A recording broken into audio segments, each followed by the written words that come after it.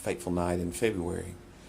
So with that, I started thinking and discussing and reaching out to various individuals, quietly talking. I want everyone to understand that this is in no way to be a partisan issue, a chamber issue, a political issue. It's one that we all need to come together to think about the best way to address what has been termed a no-knock search warrant. That was what was executed that night. That led to a bad set of circumstances and facts. So with that, I started discussing with law enforcement, CACO, League of Cities, police chiefs, Sheriff's Association about appropriate remedies. And the long and short of it is, and I will get into details, is that from my opinion, and a bill that I currently have in draft, that started in draft last week, there is not a place in law enforcement for a no-knock search warrant. And that's the first thing that people need to take away from this. There is, and are times, which individuals will have to get into, and if people were listening to the current Judiciary Committee, that based on hostage situations, things of that nature, and this is what I've gleaned from police officers, plus 30 years in law practice, there are circumstances where you arrest but not search. So this bill is going to set out the parameters for a secondary mechanism when you are involved in a much broader investigation. One of the things, as one of my colleagues just walked in, Danny Carroll, there may be hostage situations, things of that nature, where you must have an attached search warrant. I'm not going to get down in the details. A search warrant upon arrest that you need to have that ability to search. I can get into more details, but we're not going to go back into a law school class. It would also set up the process for which you would go through the law enforcement agency. If you've looked at Lexington Metro, you must get sign off by a supervisor. Then you take it to a judge. In certain circumstances, people have to go forum shopping. If they have been denied by a judge, they should certify that they have been denied when seeking another judge's approval. Then appropriate execution. Upon receiving a warrant that is a warrant where there is the potential for bodily harm, harm to life or limb, that's what I'm talking about obtaining as the primary warrant. You are never going to be able to get a no-knock search warrant, but there would be the necessity of having a search warrant attached to the broader warrant. Execution, then you should have the appropriate people who are there to execute that style of warrant. There are different names for these entities. Some of them call them tactical ops, special ops, SWAT, SRT, but you should have the people who are trained in that. I will also say I've talked to my son, who is in the military, and that is his expertise. Close quarter combat, hostage recapture, and terrorist intervention. They are trained to deal with situations like that and secure residences or buildings or facilities. They know better than anybody else because that's their specialty, and they should be involved in the execution of any type of warrant like that. Then you get to the point where you have now obtained it, you've executed it, but what happens if you do not follow these parameters and go outside? Well, naturally, suppression of any evidence is always something for an inappropriately obtained warrant. That would be one remedy. Second, there would be entity liability. So the entity who employs individuals who do this, they would be financially or civilly responsible. Further, if there is gross or wanton negligence or willful misconduct, the qualified immunity of the officer would be waived and they could be held personally liable. And then last, we need to look at the individual and a process for which that individual or individuals went outside these parameters about their POP certification and a process for which that could be reviewed and, if necessary, suspended or revoked to where they would not be a practicing officer in this state any longer. That is a very brief description of the parameters of the bill that is currently in draft. I have briefed my caucus. I have talked to Senator Neal and others. I've talked to people in law enforcement. But I think the biggest thing here is, one, a search warrant that is based on a no-knock situation would never be applicable or permissible in this state. Two, this is something that going to start the discussion that we are going to look at other issues. We are going to look and refine this issue, and we are going to do it in a way that is bicameral, bipartisan, and apolitical. So with that, I felt as in my role as the Senate President that I would state that the process is starting, but it is not finished. And appreciate the fact that I have had a lot of input, and now from various entities and individuals, but now we will start the dialogue across the aisle and down with the other chamber. Questions? When you say that you'll look at other issues, could you expand on that? Are you talking about other issues related to warrants or other issues related to racial justice and equality, or? I don't want to close it down. Everything is out there. There is a belief that we need to talk about training,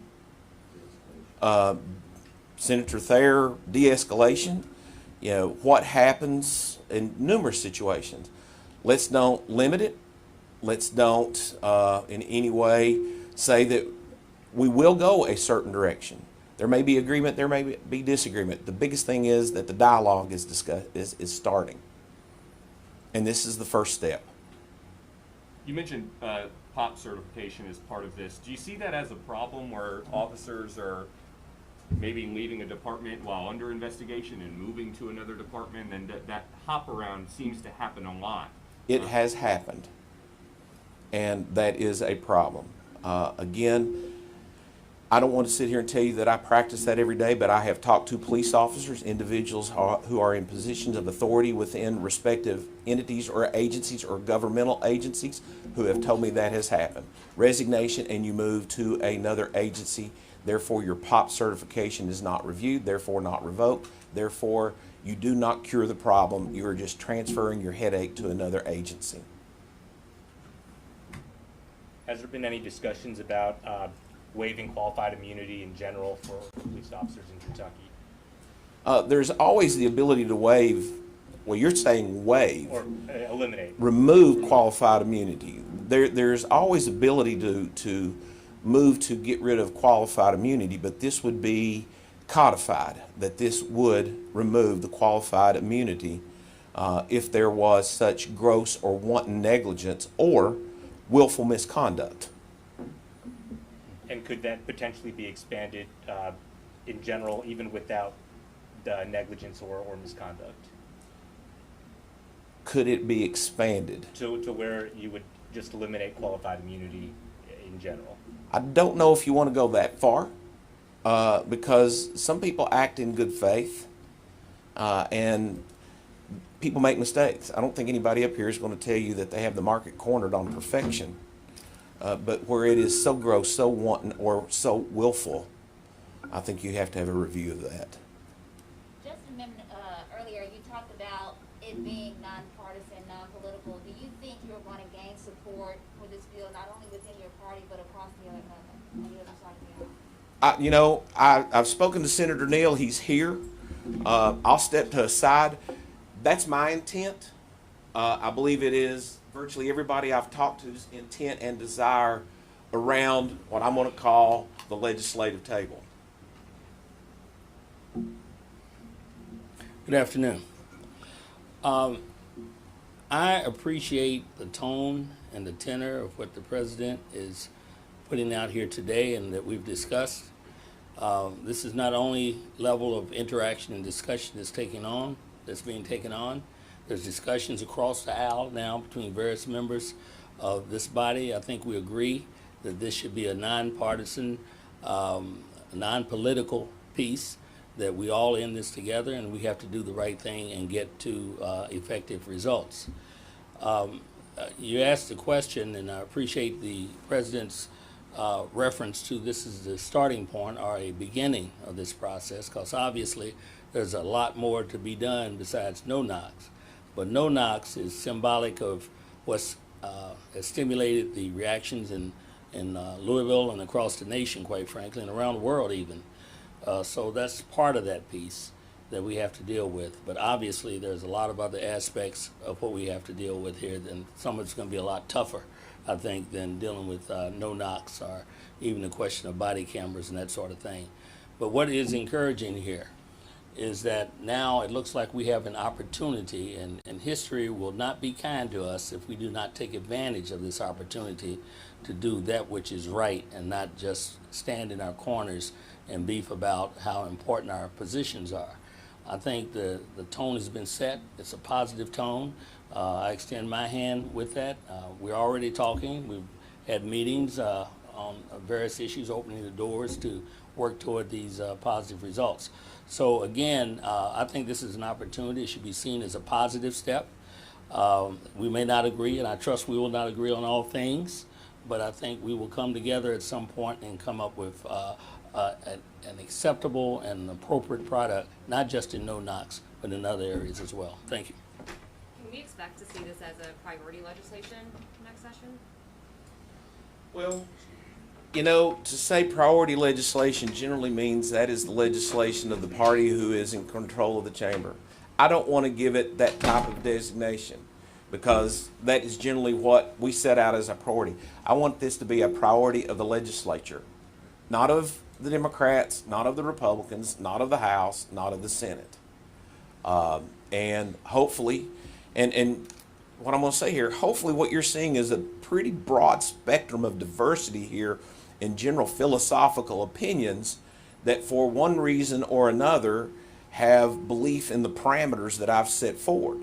You know, are we going to agree on all things going forward? Probably not. That's probably a guarantee. I always say I don't always agree with my wife, don't always agree with my children, but at least we're talking about the issues, and I think that's another key takeaway.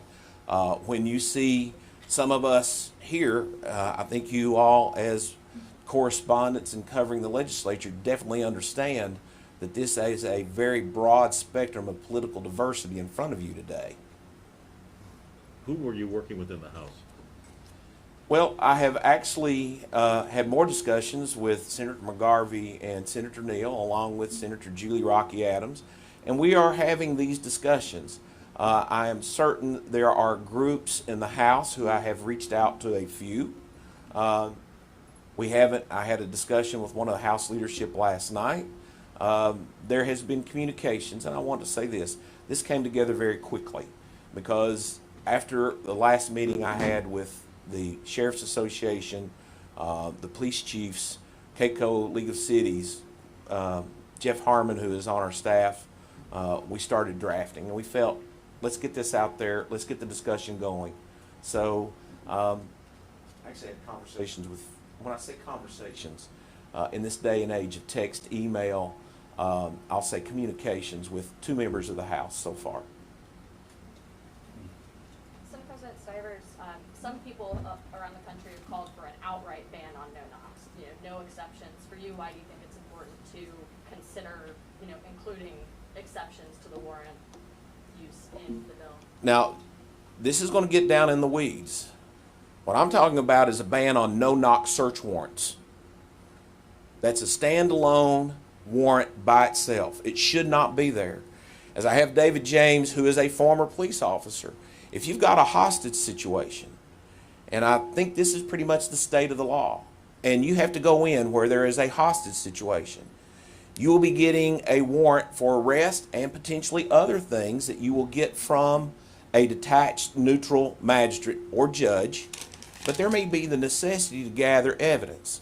When you go into that room, Law enforcement is allowed to secure that room and look for things within the immediate control of that person who has created this hostage situation.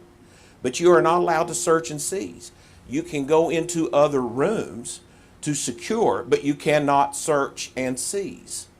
Therefore, there may be the necessity as a secondary warrant, secondary, not primary, not standalone, to have a search warrant there with law enforcement. But that is not the primary purpose, and as the primary purpose, it should not exist. So fundamentally, with this law, the raid on Breonna Taylor's home, the execution of that warrant, Would that have never taken place. The appropriate method, and again, I hope you don't mind, David, but I've talked to him about this. You know, for whatever, we're not talking about whether she was right or wrong, but for whatever was done there, they could have asked her when she came home from work. We have a search warrant. As she walked out of the house the next morning, we have a search warrant. But a no-knock warrant at 1 o'clock at night, that's bad policing. A no-knock warrant in general is not good. And you're looking at most people, and I think we all agree, that is not a good police tactic.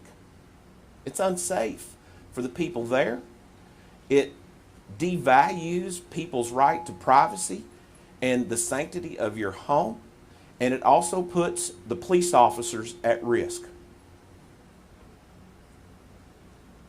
If it was practiced, at some point, somebody probably thought it was a good idea. When you said you were talking to law enforcement, did anybody explain why it was used in the first place? No, because I did not talk to anybody who was involved, and I don't believe it appropriate for me to talk to anybody involved in that situation because there is a continuing, ongoing investigation. Are you looking at possible legislation other states might be doing on this topic? Naturally, we're always looking for good ideas from other states. With respect to the last question, warrants of this type weren't in effect. They came into effect the last 25 years of the last century, and it all came out of this whole drug interdiction piece. So that's been an increase in terms of employing these tactics and these tools to deal with those situations. The problem is that when you have warrants, particularly no-knock warrants, whatever you intended from the beginning, actually those circumstances change, or they're likely to change between getting that warrant and coming to that home. So some of the bases by which you even seek them may not even exist at the time you try to serve them.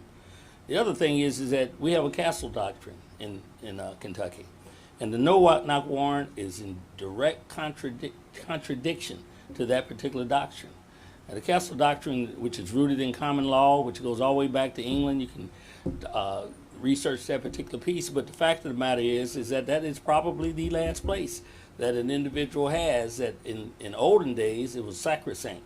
Now it has been eroded by some of the methods that we've used, not because somebody was ill-intended, but because we employed these tools and human beings and processes and institutions are trying to carry out what they think is their responsibility. And it's gotten muddled in the process, and it's invaded that particular aspect of our laws. So I think, again, I have to say, you know, no-knock warrants have a long and bloody history. If you look at it across the United States of America, you will find that they're not favored. They're literally not favored. But because of change of circumstances and the initiatives that have happened federally, then ultimately locally, they've come into existence. So now we have an opportunity. I got to keep saying this word opportunity and how much I appreciate the tone of this, because now we can really talk about things that we know that are right. We know that we have to deal with the question of trust, which is the linchpin of effective policing. We know that there are rights in terms of individuals in their homes, in their neighborhoods, with respect to what officers are. I have no hesitation saying the vast majority of our officers do their job properly, and they do it without favor, and they do it effectively. But the problem is that because of the tools and the policies, the cultures and trainings and or the lack thereof or whatever, now we've had a perfect storm, so to speak, in given situations. That undermines good police work. That undermines what a community should expect. And I think that this is an opportunity for us to get it right. Senator Neal, if this is a springboard for other reforms, what else would you like to see in 2021? Well, always keep. Fortunately, I didn't bring my glasses with me. I'll tell you. You know, I think in terms of the police, we need to deal with transparent reporting to the public. I think we should have reporting on various levels. We need recommendations to the appropriate entity for evaluation and action, and establish a broader commission to deal with practices and patterns of behavior in police departments. Because see, if you look at a situation like Breonna Taylor, that tragedy, or any individual situation, you're really not getting the picture. These are things that have accumulated over time. And to really change those things or get a good view as to what should be changed, you're going to have to look at patterns and practices. And this is not just in Louisville, Kentucky. This is in the holler, so to speak, some people indicate. We need to take a look and be unafraid to look at those things. It's important for us to do it. Again, it's an opportunity. Accountability, independent investigation. This is me now. I'm speaking for myself. I don't want to impute this upon everyone here. The independent investigation of police misconduct, independence being a key. Improved data collection and reporting to the public, not just to the agencies that are involved in that process. Periodic, well, I got into that particular piece, is excessive use of force, de-escalation. I'm glad to hear that that's an issue that is being discussed. Certainly that should be looked at very carefully. Ban on chokeholds. Now I'm sure there'll be a discussion about that, but in my discussion with police officers, there's rarely a need for a chokehold, but it's used by some routinely and permitted by others, and even when it's banned in a department, they're still used. Well, there should be a consequence for that particular piece, even if there isn't injury, even if there isn't death as a result of that. There should be consequence for using practices that are unacceptable. I could go on, and I have some I'll be glad to share with you, but I'm going to step back, and Mr. President. Well, wonder if we could hear from our law enforcement veterans, you know, do you guys have any concerns? Or if not, if your former law enforcement colleagues come to you with concerns, how do you lay those concerns? Thank you. My name's John Schickel, and I serve in the Senate. I'm from Northern Kentucky and serve on your Judiciary Committee. I'm a former U.S. Marshal, former city and county police officer. And Senator Neal is exactly right about one thing, and this isn't something that just happened with this one case. I believe it has accumulated over time. I think that it is something that's needed, so I'm glad that the Senate President is having the legislation drafted, and he has reached out to a lot of people about it. We talked a little bit about consensus, and I think one of the reasons there's consensus on this issue is because for a lot of people this is a civil liberty issue. It's an order issue, it's a civil liberty issue, and it's also a safety issue, and it also comes in a no-knock search warrant comes in direct conflict with our current stand your ground law, which we passed several years ago, which I support. So those are all good reasons for reform with search warrants. I've been involved in a lot of search warrants over the years, some as a supervisory role and some of them as a worker bee. And I always thought that there was a need for better, we might say, regulation of search warrants, because the right to be secure in your homes is a fundamental right in the Bill of Rights that we hold sacred, both in the Kentucky Constitution, the United States Constitution, but also the Constitution, the Bill of Rights recognizes that there is a need for search warrants. And I think the Senate President does a really good job of differentiating between a search warrant, which is to get evidence, and going to make an arrest of a very dangerous person, which I think is a demarcation that needs to be made. So I'm happy to see this. I think it's a step in the right direction. I would caution you in that I'm here for search warrants. That's why I'm here, because I agree with this. There's been a lot of other things that have been mentioned.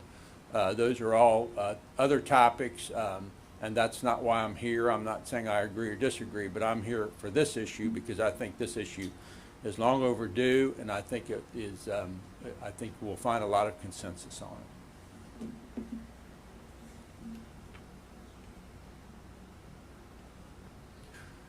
Good afternoon. My name is Danny Carroll, I'm the state senator from the 2nd District, 24-year law enforcement officer.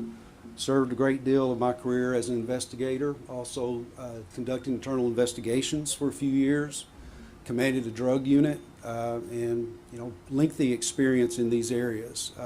My voice in this is probably going to be more towards a voice of balance, and to ensure that before we present final legislation, that we have thorough discussions into each possible scenario that law enforcement could face. I'm not completely sold on totally doing away with search warrants with no knocks. There are times, if you're working a homicide case, that you may have probable cause to believe that a weapon is in a particular residence. You may not have probable cause to arrest the occupant of that resident, and so it could very obviously be a high-risk situation for the officers. I do support a higher level of proof in order to obtain a no-knock warrant, and I do support providing that it's our SWAT teams or ERT teams who are specifically trained for these types of incidents and can do it much more safely than a basic street officer or basic investigator. So I look forward to the process, and folks, I don't think you'll find that in the law enforcement community there is always an evolution of changes in policy and in tactics to go along with what the societal expectations are. So if you hear the discussions within law enforcement, you're going to find a lot of agreement that it is time to look at these things, and especially with the no-knock search warrants, that we do need to reassess where we are. And I commend the Senate President for taking this step forward on behalf of our caucus, and it's good to see that it will be a bipartisan effort. And these are discussions that we need to have. We also need to be mindful that we've got to protect our law enforcement officers also. They have an impossible job, especially today, and to make sure that we find the proper balance as we move forward to protect the citizens, to protect the officers, and to make sure that we create as safe environment as we can while allowing justice to be sought in the end. And that's what it's all about when it comes down to it. But I do commend the efforts, and I look forward to moving the legislation forward and seeing the product once we get done. But I just want to be mindful and push that there is a proper balance obtained through all of this. And I hope that through some of the experience that I've had, that I can bring forth some scenarios that dealt with for over the years that we need to discuss before making a final judgment. Got time for one more question. Regarding the qualified immunity and waiving it, just to clarify, are you talking about if there's, extreme negligence or willful misconduct, that qualified immunity would be waived only in cases with a search warrant, like a no-knock search warrant in combination with an arrest warrant? Or are you talking about waiving qualified immunity if there's extreme negligence or willful misconduct in any kind of policing matter? You raise an interesting question because, first of all, depending on the situation of what you're talking about of so gross or wanton conduct or willful misconduct, it is going to be fact specific. So this is going to be limited to this type of fact situation because the reason that I want to limit it to that is because we can start thinking up a lot of scenarios, and Senator Carroll has talked about some of them and why this discussion needs to take place. The question becomes, this is a volatile situation where there's extreme risk to all parties involved. Now, depending on where you go and what else the police officer may be involved in, the risk may not be so high. So I don't want to sit here and try to do a blanket type of recommendation, but the risks are very high in these situations. Therefore, you should have standards that match the risk. President Stivers, real quickly, unrelated to this, I just want to get your take on this, is where do you stand on mandating Kentuckians to wear masks during the pandemic? Who's doing that? Nobody right now. I'm just curious where I don't want to comment on others, hypothetical situations. Several other states have, so I understand that. Is that something that you believe is necessary? It depends on the circumstances, and you're asking me to comment on a hypothetical situation. What are the circumstances for which you are doing that. I know some states are doing it specifically in counties because there has been increased or elevated numbers of the coronavirus. Other counties, they aren't. So they're differing within inside states.